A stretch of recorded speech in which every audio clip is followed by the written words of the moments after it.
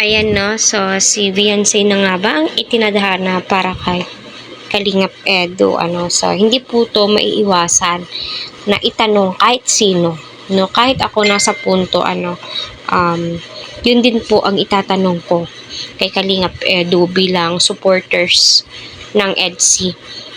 So agad naman pong sinagot ni Edu ito ang katanungan na tila ba si Kalingap Rab ay napahiyaw sa tuwa syempre kasi masasabi na nga ba natin na forever na ang EDSI.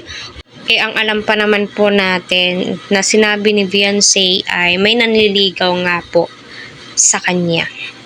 No, at saka nasabi din po ni Edu sa isang video ni Sir Juan TV vlog na mangliligaw pa daw po siya kay Beyonce.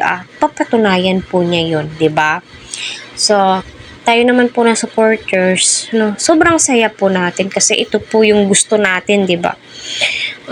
Ito po yung gusto nating mangyari bilang supporters na kahit na love team, no, kahit na Kalingap serye, no, masasabi mong may forever, no, kung nagkatuluyan po talaga sila.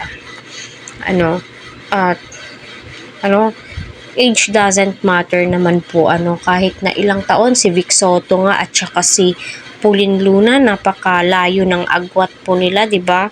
So marami nagpapatunay na age doesn't matter, 'di ba?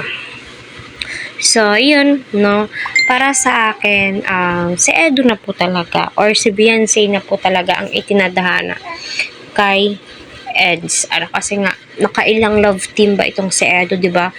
Dalawa, kay Sheena, kay Erica, di ba? Ngunit hindi po naging successful dahil nga po ay bumitaw po, So, dito nga po sa pangatlo, itong si Beyonce, alam naman po natin at sinasabi po nila na mahal ni Beyonce itong si Edu at marami ang nagpapatunay kasi ang lagkit ng tinginan daw po nila, eye to eye contact. Tayong mga babae, nakakaramdam po tayo, hindi po tayo bato, kaya pinagsisigawan nga po natin, 'di ba, na may gusto na sila, 'di ba?